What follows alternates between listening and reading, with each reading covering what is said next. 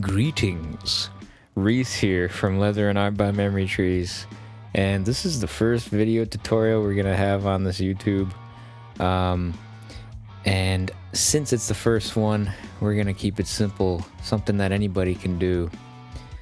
A coin and card pouch. So you're just gonna need some basic equipment. You're gonna need the knife, you're gonna need some ruler. You know, I used a square for carpentry. And you're gonna need glue, and I use dye as well, and you're gonna need some burnishing equipment and edger. I also did a spring snap closure, which you need the spring snap setter, but you could also just use a button, or you could even do like a little piece of leather. So to start off, what you need is a rectangle of leather that is 7.5 inch by 4.5 inch. And this will allow cards to fit, a lot of cards, and obviously it depends slightly on the thickness of the leather. And what you noticed I did is I used natural veg tan, and it's 5 ounce, and I dyed it green with the pro dye. And then here I am putting leather balm with atom wax and buffing that out so that it gets all shiny.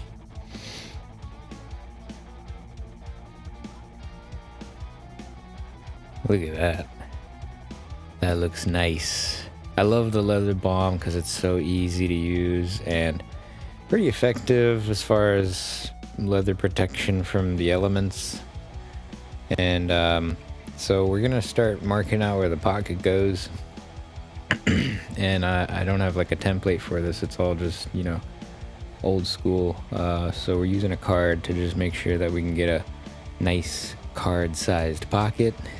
And you don't want it too deep so that you can actually pull the cards out.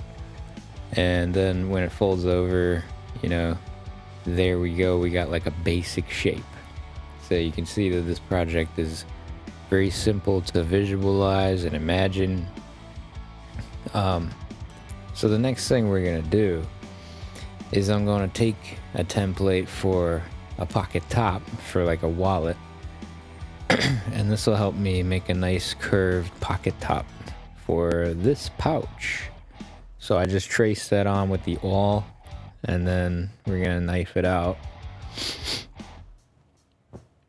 There we go. And it's you know, it's a nice arc. I went and fixed it a little bit here just to make it really even cut.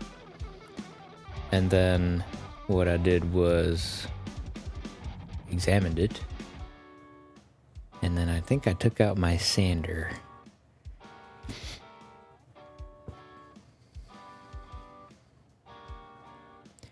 Yeah, so we're sanding, and that's to help make it nice and smooth, and it also improves what it looks like after you burnish. So obviously I'm gonna take an edger here. And this is the Springfield leather size number 2. It's nice and small, and the Springfield ones, they're good quality. Stays pretty sharp. So just edge in and outside of that pocket. It's really important. When I was first starting out, I wasn't edging, and that's because I was afraid of ruining what I had. But it doesn't feel as good if you don't edge. So then after edging, we are going to burnish that pocket top. I use Tokonole. It seems to be better than the other stuff, but honestly it just doesn't really matter. You can use whatever you want. You can use water. Nobody really notices except for other leather people. Anyway, so wood slicker going on, slicking it up. And if you don't know, you don't want to push hard into the leather, you just want to go fast, because the friction is what you're looking for. And I missed a little bit, and you can always tell by looking at like the color, because it'll be a little wet, so then you can see if you missed a spot. And then also, more importantly, is feeling it. So here's what the edge looks like. It's hard to get a nice angle on that because my camera doesn't autofocus, but you can kind of see it. It's shiny-ish. And so now what I'm gonna do is the top of the pouch, the lid, I'm gonna curve the edges, and I use the Tokenol lid for a nice template. I've been doing this for a long time, and it works on many projects, the Tokenol lid. It's a good shape, and it's not gonna break, so it's a good choice. And then you just clean off those little corners where it's a sharp angle. You want to round it out. You could also sand that, but we're just going for something simple and fast here. Nothing too fancy. So now I'm gonna check out where I want to put the spring snap hole. And the spring snaps, if you don't know, they got 4 pieces, and they're like any other snap, and the spring snaps are the small ones that usually go on like gloves and stuff, not like the line 20, which is the big fat ones. Those ones are great, and these ones are okay. I think the line 20s are better, but the spring snaps work for small and light goods. So you can see there I got 1, 2, 3, and 4 pieces. They match up. So the top one's gonna have the spring piece, and then the bottom one's gonna have the, I don't know, the knob. And what I did there is I put the top one, the back side of it through, and then pushed it to where it would, in theory, close against the bottom. And that allowed me to mark where the bottom hole should be. So now,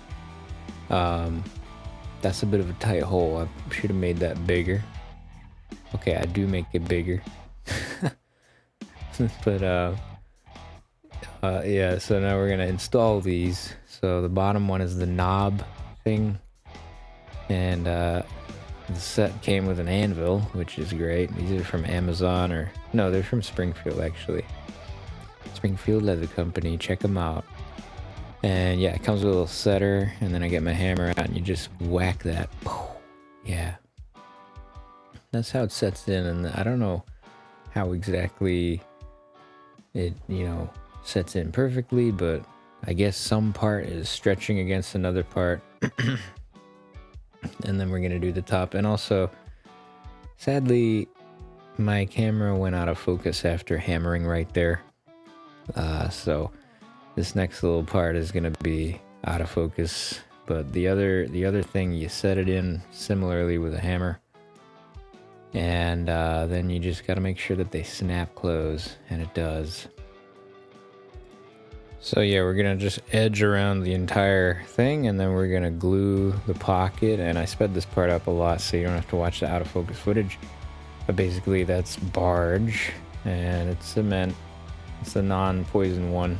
And just make sure that you don't have glue on the edges, because then you're gonna have to sand it off or something, or cut it off, because it won't burnish properly.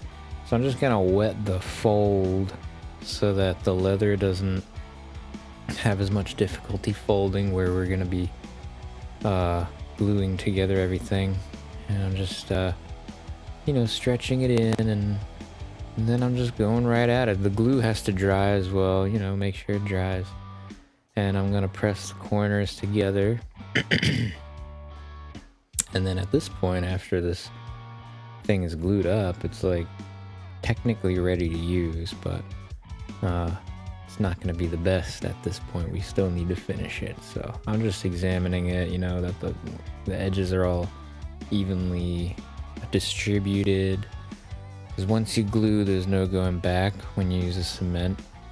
But anyway, the other thing we gotta do is stitch this thing, and this makes it look classier as well, because you could like rivet it, or you could just glue it, but stitching always looks fancy. So I use 5mm forks from eBay, and I pre-mark my stitch holes so that I know that I'm not gonna smash through anything I don't want to smash through. I've done that a lot. So yeah, it was like 2 and then 1 prong after, like 2 full 6-prong stitches here, and then 1 after. So Not a lot of stitching to do either, and it's a straight line, so nothing to worry about with the curves. So there we go, and yeah, as you could notice, this time the camera didn't go out of focus after hammering. I'm not sure why. So anyway, there we go. Stitch line's nice and straight. It's ready to go. So that's what we're gonna do. We're now gonna stitch. So I'm gonna use this like 0.8 millimeter waxed flat thread. It's from eBay as well. And I got the John James needles. Those are apparently nice, and I agree, they're pretty good.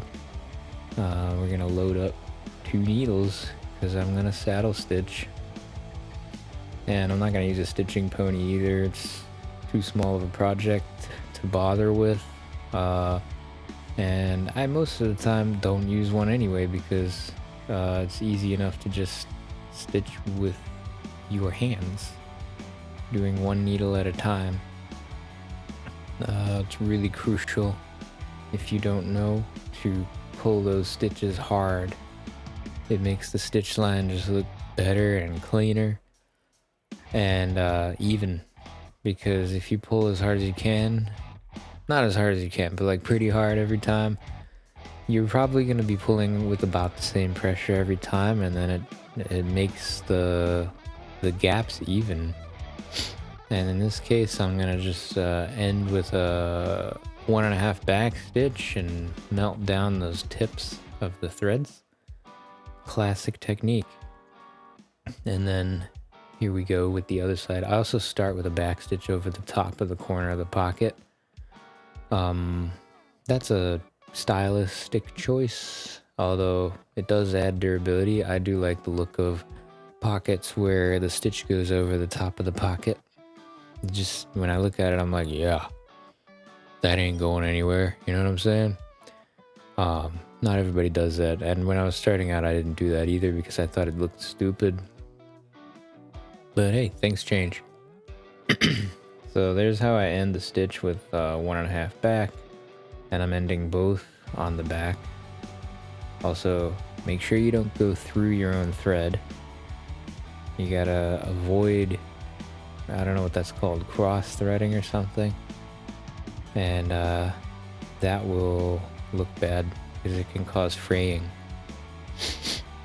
So there we go, fully stitched. And now what we want to do is just sand the joined edge because there might be some overlap, and there isn't really much on mine here because the gluing went well, but sometimes you might need to cut it straight or sand for a while.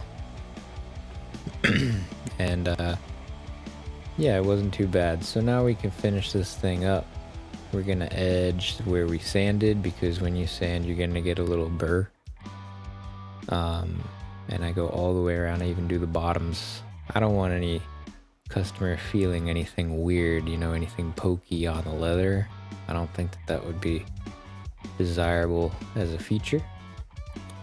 And then we're going to burnish. So we're adding our tokenol as much as we can, lightly, and then we're gonna high speed burnish with that wood slicker, just like that, all the way around. And you can also see that the thread choice, the color, creamish color, like a dirty cream, mixed with green, it looks great, man, because it looks kind of like a natural leather color, the stitching, and just matches well with that green. Also, when I dyed it, you noticed I probably didn't go like horizontal and vertical with the dyeing. I only do one stroke direction, and it creates little patterns that are random, and I like that a lot. Just makes it look really like special, which it is, because you're probably not going to find something that looks just like that anywhere else. So anyway, hope you enjoyed that. Please, if you can, like and subscribe. Thanks, y'all.